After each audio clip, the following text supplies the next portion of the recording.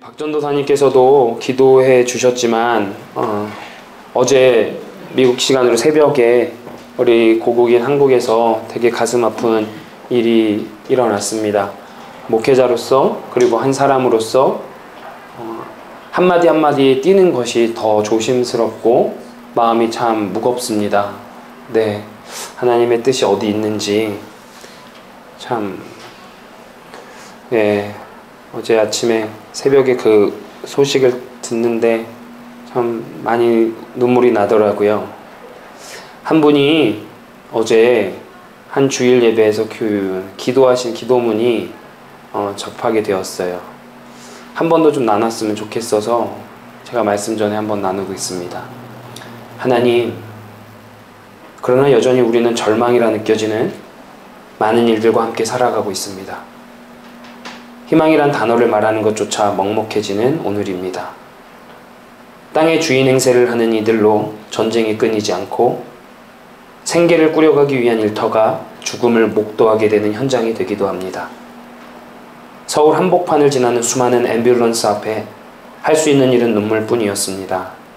이 땅의 안정과 평화는 어디 있는 것인지 묻고 또 물으며 부르짖게 됩니다.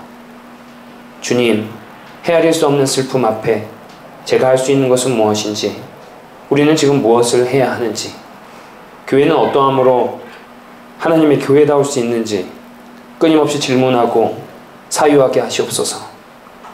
바르게 알고 머뭇거리지 않고 살아내도록 우리에게 온유와 용기를 주시기를 간절히 구합니다. 섣불리 말에 말을 더해 생채기를 내기보다 그저 고통의 곁으로 우리가 있게 하시옵소서. 하나님, 그럼에도 여전히 자기 발 앞에 문제들의 해결에만 집중하고 내 교회 안으로만 공동체를 그려내는 상상력 부족한 우리를 회개합니다. 우리가 오직 사랑을 통해 진정한 개혁을 이루게 하시옵소서. 진실로 분노해야 할 것에 분노하고 방조하지 않아야 할 것에 목소리 내고 울어야 할 곳에서 울게 하시옵소서. 애통함이 무력함이 아니라 사랑으로 유력한 무기가 되게 하여 주시옵소서. 오늘도 성부, 성자, 성령 하나님의 사귐이, 영원하신 그 사랑이 우리의 모임 가운데 가득하게 될 줄 믿고 예수님 이름으로 기도합니다. 아멘. 이라는 기도문이었어요. 어떻게 느끼셨는지 모르겠습니다. 저는 어제 그 몫을 보면서 하나님께서 자꾸 제 마음을 치시는 것 같더라고요. 제가 왜 있어야 하는지, 목회자로서 왜 우리 청년들과 함께 거해야 하는지, 우리 젊은이들과 있어야 하는지, 그거에 대한 목적의식과 소명의식을 더 한번 확고하게 주시는 마음들이 있었습니다. 그 젊은이들에게 다가가야 합니다. 그랬어야 했습니다. 더 전하지 못했던 것 같아 하나님 앞에 더 열심을 각오해 봅니다. 그리고 어제 저녁에 집회를 다녀왔어요. 저희 아내가 올려드린 영상을 보셨을 테지만 그 예배당이 우리 젊은 EM 청년들로 꽉 찼었어요. 생각지도 못했던 일이었습니다. 앞에서 찬양을 인도하는데 독창이 의미가 없어요. 모든 찬양이 첫부터 끝까지 이 젊은이들이 모여서 뜨겁게 찬양을 하는데 파도처럼 앞으로 밀려옵니다. 여러분, 그걸 어떻게 경험을 해보셔야 할 텐데 이게 경험하지 못한 사람은 진짜 모를 거예요. 앞에 앉아서 인도를 하는데 노래를 안 불러도 될 정도로 우리 청년들이 목소리 높여서, 특히 EM 청년들이 찬양을 그렇게 열심히 한다는 걸 생각해 보십시오. 아, 우리가 소명이 있구나. 우리가 해야 할 일이 있구나. 지구 한편에 우리 고국에서는 너무나 아픈 일이 일어났고, 그럼에도 불구하고 하나님은 또 세대와 세대를 통하여서 일을 하고 계시는구나 하는 마음을 주셨어요.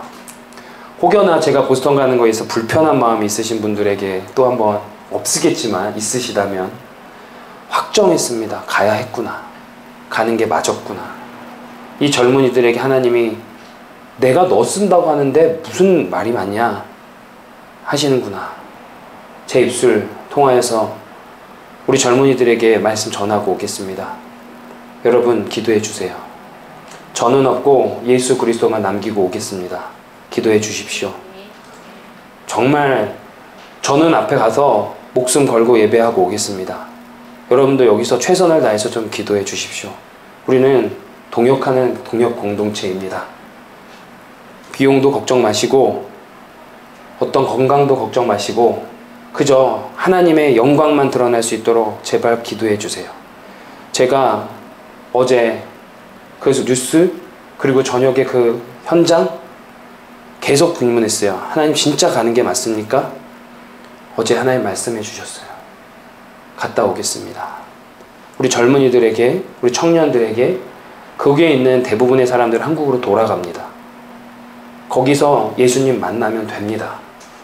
그게 우리의 사역입니다. 그렇기 때문에 다녀오겠습니다. 여러분 잘 싸우고 올 테니 기도해 주시고 함께 해 주시기를 소망합니다. 오늘 말씀의 제목은 하나님의 미쁘심입니다. 하나님의 미쁘심이라는 제목으로 말씀을 나눌 때에 우리가 왜 섬겨야 하는지, 우리가 왜 연합해야 되고 우리가 왜 모여야 하는지, 우리가 왜 서로를 위하여 기도하고 돌아보며 사랑과 선행을 서로 격려해야 하는지, 이런 것들의 근거는 무엇인지, 어떠한 힘과 방법으로 우리가 해야 하는 것인지에 대해서 이 말씀을 바탕으로 하나님께서 저를 통해 선명히 증거하시기를 간절히 소망합니다. 성령 하나님께서 비록 적은 인원이지만 여러분들 심령 한 마음 한 마음을 만지시고 터치하시고 말씀하시기를 다시 한번 간절히 소망합니다.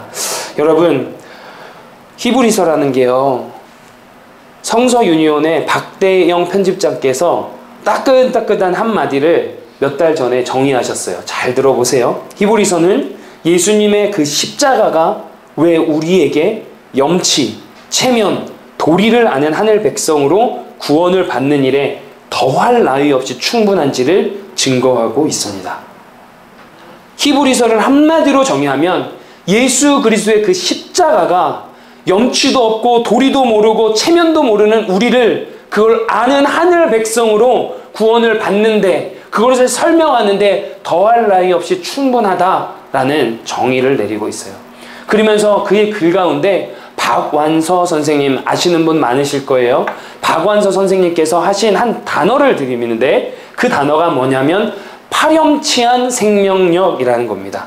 제가 거기에 있는 글들을 좀 발췌했는데 한번 읽어보도록 할게요. 소설가 박완서 선생님이 쓰신 표현이더라고요.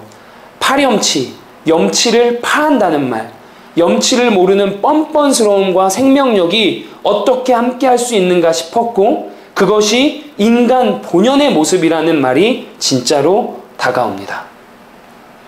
자식을 앞세웠는데 따라 죽을 수도 없는 목숨에게 새날은 여지없이 찾아오고 수면제 없이도 잠이 오고, 여전히 살 마음이 없는데 식욕이 돌아오는 기막힌 몸의 현실, 이 기막히고 참담하고 부끄럽기까지 한 몸의 반응을 작가는 파렴치한 생명력이라고 명명했습니다. 살고자 하는 의지 때문에 사는 것이 아니라 내 의지나 감정은 전혀 배려하지 않는 파렴치한 몸의 생명력 때문에, 죽고 싶은 인간의 염치를 거역하는 이 몸의 파렴치 때문에 사람은 몰염치 가득한 세상에서 꾸역꾸역 살아가는 것이 아닐까 싶습니다. 살다 보면 사라지고 그러다 보면 이제 끝이다 싶었던 시절들도 제 시간에 의미의 얼굴을 들이대며 우리한테 잘 견뎌주었다고, 잘 살아주었다고 말해줄 날로 바뀔 것을 기대하며 견디게 됩니다. 이 얘기를 왜 하냐면 다음이에요. 예수님의 십자가, 그것은 모렴치 가득한 세상을 향한 파렴치한 생명력을 보여준 사건이 아닌가 싶습니다. 세상이 그 예수 그리스도 한 몸에게 부여한 갖은 모욕과 수치를 다 수용하고 돌아가신 예수님의 십자가가 우리로 하여금 파렴치한 생명력으로 살아가게 하십니다. 부끄럽고 송구하고 파렴치한 인생이 그 십자가 때문에 다시 살아내집니다. 더럽고 치사한 세상, 악이 받치고 울분이 치솟는 세상, 하늘로 서릴 정도로 기울어진 세상에서 다시 사라지게 하는 힘도 그 파렴치한 십자가의 생명력입니다. 세상과 다른 구석이 없고 너무나 태연하게 그 세상을 닮아가는 교회의 모렴치 때문에, 사악한 강자들끼리의 부끄러운 연대와 무지하고 모렴치한 대중의 지지 때문에, 부흥의 날은 요원해 보이고 하나님의 정의와 공의가 승리하리라 기대하는 것이 어리석어 보일지라도 서둘러 의미를 부여하지 않은 채 인간의 자리에서, 우리의 자리에서 도망치지 않고 신앙의 자리를 지킬 수 있게 하는 건 바로 그 예수님의 파렴치한 십자가 생명력입니다. 이것이 글이었어요. 좀 길지만 공감이 되십니까? 우리 청년들, 이러한 현상들을 보고 분노하지 마십시오. 이 글이 공감이 되셨으면 우리의 자리에서 의미 먼저 부여하지 말고 예수 그리스도의 십자가가 우리 가운데 전해지는 메시지가 무엇인지 돌아봤으면 좋겠습니다. 우리 장년분들, 우리 어린아이들, 우리 청년들, 정죄하기에 앞서, 의미를 더하기에 앞서 예수 그리스도의 그 십자가의 의미로 서 가기를 원합니다. 진짜 똑같이 모렴치한 세상과 똑같은 논리와 잣대로 이 교회를 운영하시겠습니까? 아니요. 우리 더 이상 그럴 수 없습니다. 비록 적은 인원이지만 파렴치한 생명력 우리에게 주신 예수 그리스도의 그 십자가, 하나님의 놀라우신 능력 의지하여서 우리 지금 이 세대를 키워냈으면 좋겠어요. 지금 이 세대입니다. 사실 이제 이 용어도 내년부터 바꾸려고 합니다. 차세대가 아닙니다. 지금 세대입니다. 지금 세대를 위해 우리는 일해야 하고 지금 세대를 위해 교회는 존재해야 합니다. 말의 맛을 더해서 생채기를 낼 것이 아니라 조금 더 신중하게 하나님의 뜻을 분별하고 구별하면서 하나님, 우리가 어떻게 살아내야 됩니까? 를 묻는 저희 공동체 되기를 소망합니다. 100명이 아니면 어떻습니까? 50명이 아니면 어떻습니까? 비록 10명만 되더라도 하나님께서 아브라함을 향하여서 얘기했지 않습니까? 야, 내가 몇 명만 살려도 그 땅 살린다. 모릅니다. 우리 한 명의 기도 때문에 어딘가에 전쟁이 막아지고 있다고 생각해 보십시오. 누군가의 기도 때문에 내 자녀가 지금 이만큼이라도 살고 있다고 생각해 보십시오. 그러면 그것이 우리의 사명이 됩니다. 파렴치한 생명력 우리에게 보여주신 예수 그리스도의 십자가, 그 십자가가 우리의 근거입니다. 우리의 연합의 근거란 말입니다. 저는 오늘 말씀 통해서 짧게 왜 우리가 연합해야 되는지, 왜 서로 돌아보며 선행을 격려해야 되는지, 모이기에 힘써야 되는지 짧게 나눠보도록 하겠습니다. 히브리서는요, 두 부분으로 나눠요. 10장 18절까지는 교리예요. 예수 그리스도가 누구인지를 알려주는 교리의 얘기입니다. 13장이 있는데 10장 18절까지 막대한 분량을 써서 예수님이 누구인지 얘기하고 있어요. 유대 공동체를 향하여서 예수님이 누구인지, 대제사장, 진정한 대제사장, 멜기세덱의 반차를 따르신 예수 그리스도, 천사보다 우월하신 예수 그리스도, 첫 아담과는 완전히 반대되는 아담의 예수 그리스도를 증거하고 교리를 알려주고 있어요. 그리고 나서 10장 19절부터 13장이 마무리될 것까지 무엇을 얘기하냐? 그럼 우리가 어떻게 살아야 되느냐? 우리는 이 교리를 어떻게 적용하고 실천하며 살아야 되느냐를 얘기하고 있습니다. 오늘 그 19절이 그 교리의 적용과 실천의 첫 번째입니다. 중요합니까? 안 중요합니까? 제일 중요하면 제일 중요할 수 있습니다. 19절 보겠습니다. 그러므로 형제들아, 우리가 예수의 피를 힘입어 성소에 들어갈 담력을 얻었나니, 19절 실천의 적용의 첫 구절이 그러므로입니다. 그동안 10장 18절까지 얘기한 교리, 이제 이렇게 됐고 이렇게 됐고 이렇게 된 거야. 그렇기 때문에 다 정리하는 거예요. 랩업하는 거예요. 마무리하자는 거예요. 그러므로 형제들아, 우리가 예수의 피를 힘입어 성소에 들어갈 담력을 얻었다 얘기하고 있습니다. 그리고 22절에 이렇게 적용을 얘기하죠. 우리가 마음의 뿌림을 받아 악한 양심으로부터 벗어나고 몸은 맑은 물로 씻음을 받았으니 참 마음과 온전한 믿음으로 어떻게 하자고요? 하나님께 나아가자 얘기하고 있습니다. 첫 적용점이 하나님께 나아가자입니다. 예수 그리스도의 교리를 받고 첫 적용점, 실천점이 우리가 하나님께 나아가자입니다. 하나님께 나아가는 게 쉬운가요? 어려운가요? 여러분 생각해 보십시오. 쉽습니까? 어렵습니까? 우리는 쉽죠. 왜냐하면 이미 해결됐으니까. 예수님 만났으니까. 그러나 잘 생각해 보십시오. 우리 본문의 역사적 현장으로 뛰어들어가 봅시다. 이 독자들은요, 유대 공동체였어요. 당시 유대에서 개종을 했어요. 크리스찬으로, 기독교인으로. 그 사람들을 향해서 얘기했어요. 당시 유대인들이 하나님께 나아간다는 것은 어떤 의미일까요? 여러분, 하나님께 나아가는 건 어떻게 나아갔습니까? 그들의 삶의 문화의 중심은 예배와 제사였어요. 제사를 통하여 하나님께 나아가는데 그 제사를 어떻게 해야 됩니까? 내가 직접 드리지도 못해요. 제물을 가지고 제사장한테 흠이 없는지 체크업 받으면 그걸 가지고 제사장이 대리하여서 하나님께 올려드리지 않았습니까? 그리고 성소도 제사장들은 성소까지만 들어가요. 그러면 지성소, 지극히 거룩한 그 장소는 누구만 들어갑니까? 대제사장만 1년에 딱 한 번 들어갈 수 있어요. 속죄, 대속죄일에 전에도 말씀드렸지만 허리에 끈을 묶고 들어가요. 거룩하신 하나님을 아련했을 때 혹여나 나의 죄악으로 인해서 죽게 되면 끌어내기 위해서. 그렇기 때문에 하나님께 나아간다는 것은 쉬운 일입니까? 안 쉬운 일입니까? 이들에게는 이건 말이 안 되는 얘기예요. 우리가 감히 하나님께 나아가. 그런데 오늘 히브리서 기자는 그리스도 예수를 이야기하면서 하나님께 직접 나아가자 얘기하고 있는 거예요. 이것은 경이로움 위에 경인 거예요. 여러분, 우리가 지금은 나아가는 게 쉽지만 여러분들 한 분 한 분이 예수 그리스도를 구세주로 만나는 그 과정을 생각하면 그게 쉬웠을까요? 예수님의 죽음이 필요했어요. 예수님의 피가 필요한 거예요. 그렇기 때문에 하나님께 나아간다는 건 쉬운 게 아니에요. 예수의 피 때문에 우리가 무엇을 얻었다고 합니까? 담력을 얻었다 얘기합니다. 하나님께 나아갈 수 있는 건 불가능한 일이었어요. 지금도 여전히 우리는 구원 받았으니까 쉬운다고 하지만 절대 여러분들의 구원을 싸구려 취급하지 않기를 소망해요. 그게 어떠한 구원이었는지. 그리고 히브리서 기자는 우리가 예수의 피 때문에 담력, 지금 말로 배짱, 더 심한 말로 깡, 이걸 얻었다 이거예요. 하나님께 이제 벌벌벌벌 떨면서 죽음을 두려워하며 갈 필요가 없이 하나님 앞에 나아갈 수 있는 담력을 얻었기 때문에, 누구 때문에? 예수의 피 때문에. 그러니 이제 하나님께 나아가 보자라고 우리한테 얘기하고 있는 거예요. 그렇기 때문에 그러므로는 굉장히 큰 접속사예요. 구약시대의 유대 이 율법들을 완전히 전복시키는, 완전히 갈아엎어버리는 접속사, 그러므로라는 거예요. 이제 너네들은 그랬지만 이젠 달라. 예수의 피 때문에 우리가 담력을 얻어서 하나님께 나아갈 수 있는 거야. 이 얼마나 놀라운 경이 위에 경이이고 은혜 위에 은혜인지 모르겠어요. 자신감이 있는 거예요. 야, 이제 내가 갈 수 있습니다. 내가 예수 피를 힘입어 성소에 들어갈 담력을 얻었어. 내가 감히 나 따위가 이 천한 자를 하나님께서 귀히 여기시고 내가 이제 하나님 앞에 나아갈 수 있게 되었어. 그 근거가 예수의 피라는 거예요. 그 근거가요.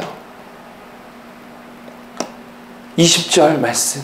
그 길은 우리를 위하여 휘장 가운데로 열어놓으신 새로운 살 길이요, 휘장은 곧 그의 육체니라. 믿으시면 아멘. 아멘. 그 근거가 첫째로 피였고, 두 번째 예수 그리스도 어린 양의 죽음을 전제로 한다는 거예요. 예수님께서 피를 흘리시고 그 몸이 찢기심으로 그 근거가 발현이 되었고, 여기 휘장은 곧 그의 육체니라 얘기하고 있습니다. 예수 그리스도가 휘장이 되어서 찢기심으로 말미암아 우리가 그 가운데로 걸어갈 수 있다는 거예요. 창세기에 아브라함이 하나님께 언약을 할 때 히브리어 원어로 베리트라는 얘기를 씁니다. 베리트는 무슨 뜻이냐면 쪼개다, 갈라지다예요. 쪼개고 그 사이를 걸으라 하십니다. 그리고 하나님이 언약을 주세요. 다시 한번 예수 그리스도가 진정한 우리의 구원자 되셔서 휘장이신 그의 육체를 찢기심으로 말미암아 쫙 갈라진 그 휘장 사이로 우리는 다시 한번 언약의 하나님을 직접 볼 수 있게 되었다는 것입니다. 이게 얼마나 큰 복음의 진리이고 진수인지 우리 함께 공감하자라는 거예요. 여러분, 마태복음 보면 이 휘장이 찢어지는 사건을 얘기하고 있죠. 예수께서 다시 크게 소리 지르고 영혼이 떠나시니라. 이에 성소 휘장이 위로부터 아래까지 찢어져 둘이 되고 땅이 진동하며 바위가 터지고, 먼저 영혼이 떠나셨어요. 근데 영혼이 떠나신다 했을 때 이 떠나시니라의 영어를 보십시오. 일리럽. 뭡니까? 양보하다, 내어주다, 포기하다예요. 여러분, 일반적인 사람의 죽음은 어떻습니까? 내가 피할 수 없을 만큼 죽음을 당하는 수동형의 인간 존재입니다. 그러나 예수님께서는 수동적인 게 아니었어요. 자신의 영혼을 어떻게 했습니까? 기꺼이 양보했고 포기했고 내어준 거예요. 그 예수님의 내어줌으로 말미암아 우리가 나아갈 수 있는 거예요. 그리고 휘장이 찢어졌다 해요. 여러분, 휘장이 찢어진 사건이 어떤 건지 아십니까? 두께만 9.34cm래요. 휘장의 두께만 9.3cm, 아무리 장사라 해도 그것을 저 위에서부터 한 번에 손으로 찢을 수 있는 사람이 있겠습니까? 없습니다. 이거는 설명이 안 된 신비한 사건이었어요.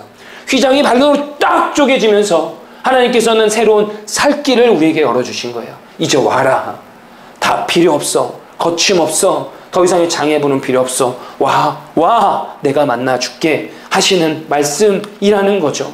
예수님께서 그리고 그 죽음에 대해서 한 번 더 얘기하는 게 누가복음에 나오는데, 영광 중에 나타나서 장차 예수께서 예루살렘에서 별세하실 것을 얘기했답니다. 이건요, 변화산 사건에서 예수님이 모세와 엘리야를 만나서 말한 주제, What do you talk about? 뭐에 대해서 얘기했어요? 물어본 거예요. 그게 주제가 뭐였냐면 자신의 죽음을 얘기한 거예요. 모세와 엘리야를 변화산 사건에서 신령한 모습으로 했을 때 말한 주제가 뭐냐면 내가 죽을 걸 얘기한 거예요. 여기에 별세. 근데 영어로 보면 departure. 뭐예요? 떠나다. 근데 departure는 어땠습니까? 어떤 여행을 어디에서 떠날 때 우리는 departure라는 얘기를 써요. 그래서 이거 원어를 보면요, 그리게 보면 엑소더스예요. 출애굽. 예수님의 별세하심, 휘장이 찢기심, 예수님의 그 피를 뿌리시고 죽으심은 어떤 겁니까? 새로운 출애굽을 얘기하고 있다라는 거예요. 시작됐어요. 주님의 죽음은 새로운 시작을 우리 가운데 얘기하고 있는 거예요. 이러한 연유로 인하여서 히브리서 기자는 20절에 그 길은 우리를 위하여 휘장 가운데로 열어놓으신 새로운 살 길이요. 생명이 다시금 일어났어요. 우리는 다시 시작이 돼요. 그러나 그거에 붙어있는 게 무엇이었습니까? 예수 그리스도의 죽음과 끝이었어요. 사람들은 죽었답니다. 끝났답니다. 그런데 다시 그때 우리로 하여금 시작하게 하신 하나님의 놀라운 능력과 사랑이라는 거예요. 그의 육체에 찢겨짐으로. 마태복음에서 오병이어의 사건을 기억할 때 예수님께서 떡을 떼어주셨다 해요. 떼어주셨다는 게 뭐냐? 찢겼다는 의미가 있어요. 떡은 예수님을 상징해요. 예수님이 자신의 몸을 찢기시고 떼어주심으로 그는 죽으셨고 그는 피를 흘리셨지만 우리는 새로운 생명을 얻었고 새로운 시작점에 섰다 말입니다. 그렇기 때문에 21절부터 우리가 이제 어떻게 나아갈지 또 어떤 적용을 할지 얘기하는 거예요. 이 흐름이 하나님의 집 다스리는 큰 제사장 예수 그리스도가 계시는데 우리가 마음에 그 피로 인하여 뿌림을 받아 악한 양심으로부터 벗어나고 몸은 맑은 물로 씻음을 받았으니 참 마음과 온전한 믿음으로 하나님께 나아가자. 자, 시작됐다 이겁니다. 시작됐어요. 예수 그리스도께서 찢기심으로 휘장이 확 갈라짐으로 이제 시작 포인트에 섰어요. 그리고 나서 하는 거예요. 이제 departure, 떠나보자. 시작해보자. 하나님께 나아가자. 여러분, 악한 양심, 와, 정말 이렇게 공교롭게 말씀이 낮아 떨어질 줄은 몰랐어요. 어제 뉴스를 보는데 한 의사, 젊은 의사가 어제 그 사건 현장을 지나다니다가 앰뷸런스 소리가 나서 도울 일이 없나 해서 갔대요. 가서 통제가 이미 됐죠? 나 의사다. CPR이라도 돕겠다. 해서 정말 들어가서 열심히 CPR을 했단 말입니다. 이 기사가 있어요. 인터뷰를. 그런데 그 의사가 자기가 이제까지 정말 수많은 사람들의 죽음을 봤다 이거죠. 그 죽음이 두려우면 의사 하겠습니까? 아니란 말이에요. 근데 이 의사가 너무 두렵고 힘들었다는 거예요. 내가 의사 생활하면서 이렇게 힘든 적이 없었다. 왜냐? 충격적인 일. 사람이 죽은 것 때문에, 죽어가는 모습 때문에 힘든 게 아니었어요. 옆에 젊은이들이 했던 말, 뭐라고 했는지 아십니까? 옆에서 사람이 죽었고 내가 CPR을 하고 있는데 그 뒤에 옆에다 대고 젊은이들이 했던 말, 야, 홍대 가서 한 잔 더 할래? 이 말을 듣는 순간 그 의사가 두려움에, 인간이 이렇게 악한가? 자기 또래 사람이 여기 죽어있고 죽음이 널려져 있는데 어떻게 저런 얘기를 할 수 있지? 그 앞에 쌍욕이 들어간 거죠. 또 CPR을 열심히 하고 있는데 젊은이들 무리는 뭘 하고 있죠? 셀카를 찍고 인스타그램에 올리고 히디덕거리고. 이게 인간의 모습이라는 거예요. 여러분, 앰뷸런스가 있는데 그 떼창 기사도 보셨죠? 그 오늘 우리 성민이 형제가 얘기했는데 그 노래가 섹스 온 더 비치래요. 이게 이 세대입니다. 악한 양심. 해결할 수 있는 건 예수 그리스도의 피 뿌림밖에 없는 거예요. 예수 그리스도의 그 십자가 보혈밖에 해결책이 없는 거예요. 그래서 저희 가야 되는 거예요. 한 명이라도 더 듣게 해줘야 되는 거예요. 아직 안 끝났어 하시는 하나님의 음성으로 오늘 우리가 받기를 원해요. 하나님께 나아가자라는 거예요. 그거밖에 답이 없는 거예요. 시작점에 있는 거죠. 하나님께 나아가자. 우리는 너무 불결해요. 여러분, 우리가 그 사람들을 어떻게 정죄합니까? 홍대 가서 더 한잔 하자는 아이를 우리가 어떻게 정죄해요? 그럴 수 없어요. 나는 안 다르거든. 저도 그렇게 악한 사람이에요. 셀카를 찍고 그걸 찍는 게 나는 안 그럴 것 같다고요? 아니요. 우리도 똑같아요. 근데 해결책은 예수 그리스도의 핏부림밖에 없다라는 거예요. 하나님 앞에 나아가는 것밖에 없다라는 거예요. 믿는 믿음으로 하나님께 나아가는 거예요. 하나님께 나아가는 거예요. 하나님께 나아가자. 하나님께 나아가자. 약속하신 이는 믿부시니까 우리가 믿는 도리의 소망을 움직이지 말며 굳게 잡고 하나님 앞에 나아가자. 여러분, 이 말씀에 어마어마한 진리가 있는 거예요. 여러분, 빨간데 믿는 도리의 소망, 이미 보신 분들 알지만 영어로 보면은 The confession of our hope, 우리 소망의 고백이라는 뜻이에요. 정확한 믿는 도리는 원어로는 호몰로기아, 고백이라는 뜻이에요. 고백. 그러면 뭐라는 거예요? 우리는 우리의 고백을 어때요? 움직이지 말며 굳게 잡자라는 거예요. 하나님께 나아가는데 신앙의 고백이 우리 구원의 증거가 됩니다. 그게 시작점이 되죠? 신앙의 고백, 이게 신앙의 실력과 같다고 생각하십니까? 어떻게 생각하세요? 여러분, 신앙의 고백과 신앙의 실력이 같습니까? 그럼 신앙의 실력이 뭔데요? 신앙의 실력은 결국 우리 영광 중에 영화로우신 하나님 아버지 아련하는 그 순간까지 가는 게 신앙의 실력이에요. 그런데 우리 신앙의 실력이 있습니까? 돌아보십시오. 우리가 한 건 뭐밖에 없습니까? 예수님 만나서 주님 나의 구주이십니다. 주님 나의 메시아이십니다. 주님 나의 왕이십니다라고 한 고백밖에 없어요.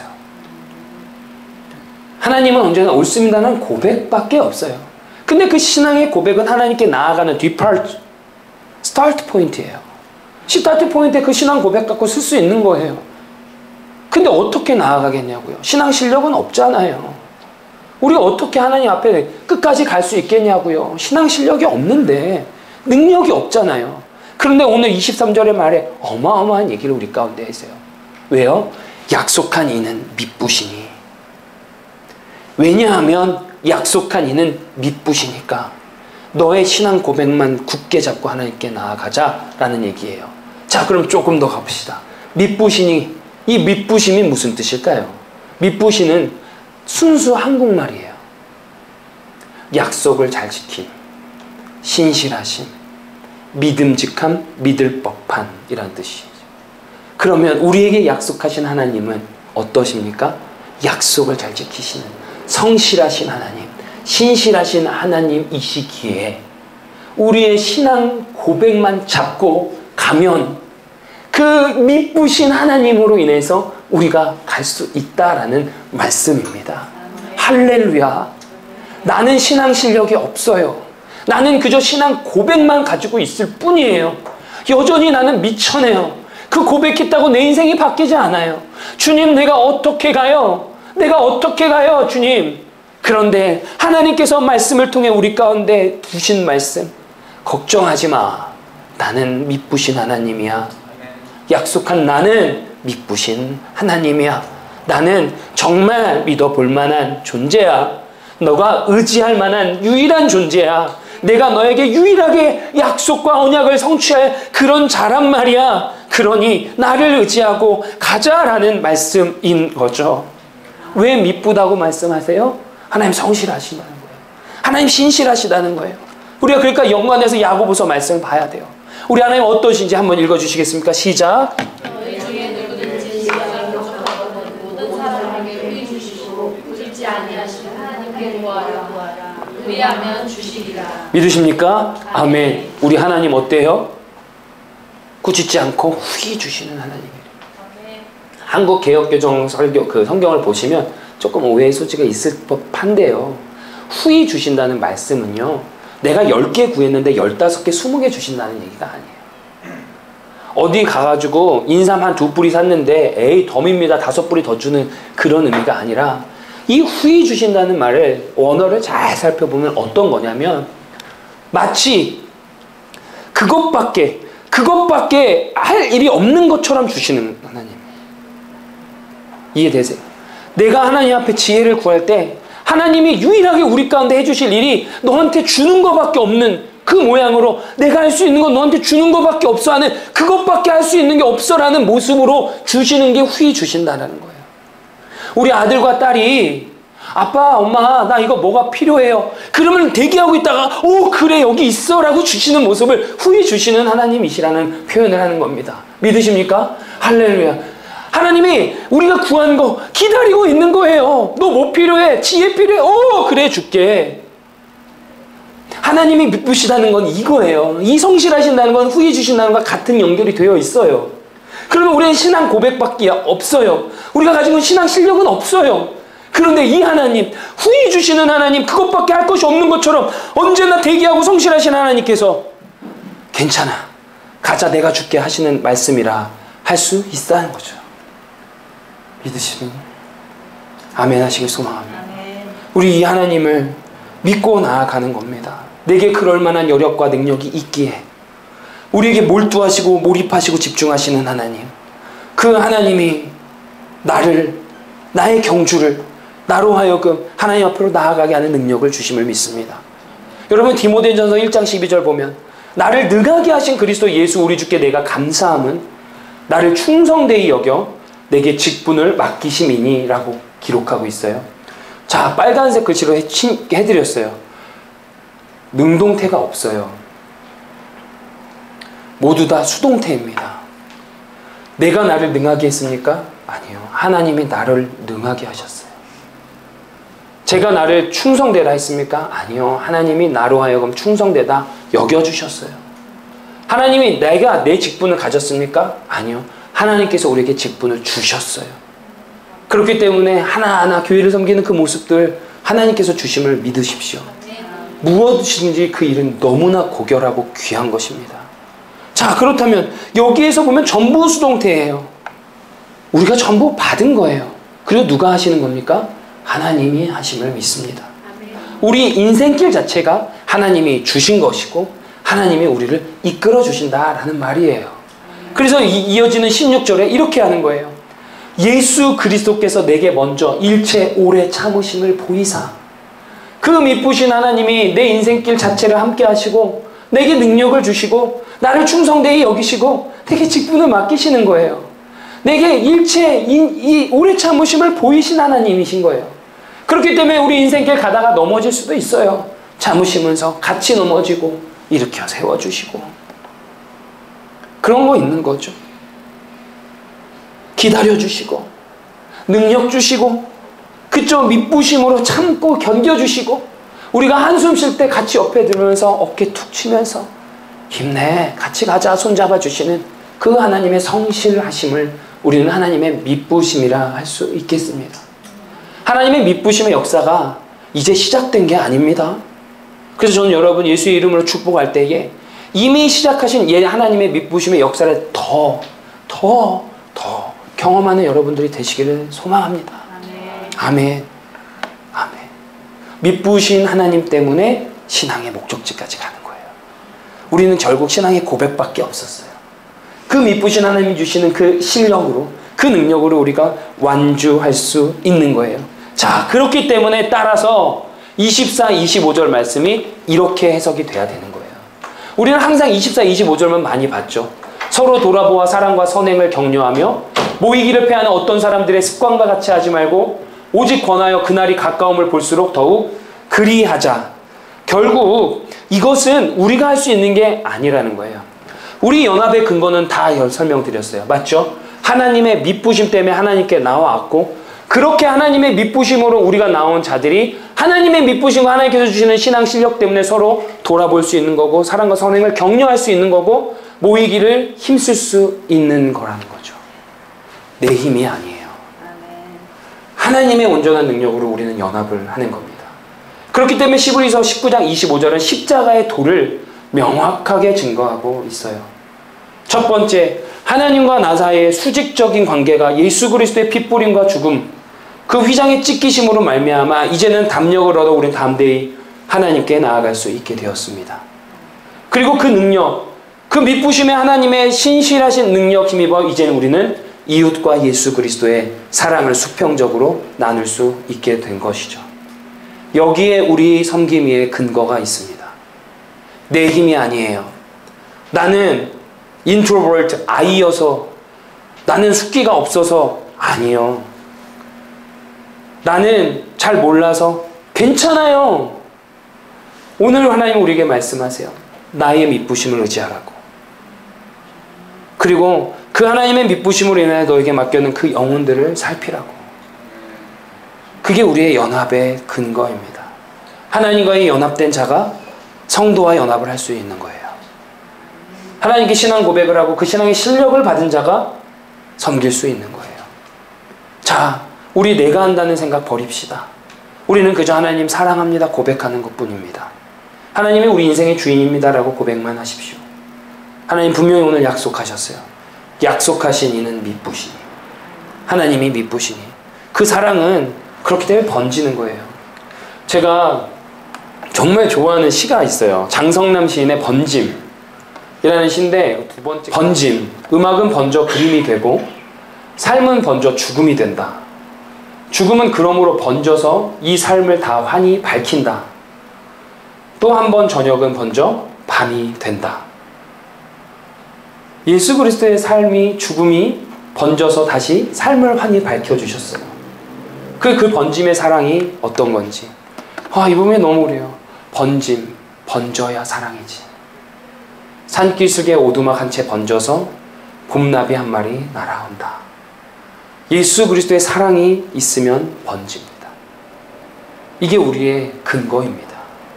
내가 예수 그리스도의 사랑을 받았으니 그 사랑이 번져가는 겁니다. 번져가는 거예요. 이걸 가지고 우리는 섬기는 거예요. 우리는 영혼을 품는 거예요. 괜찮습니다.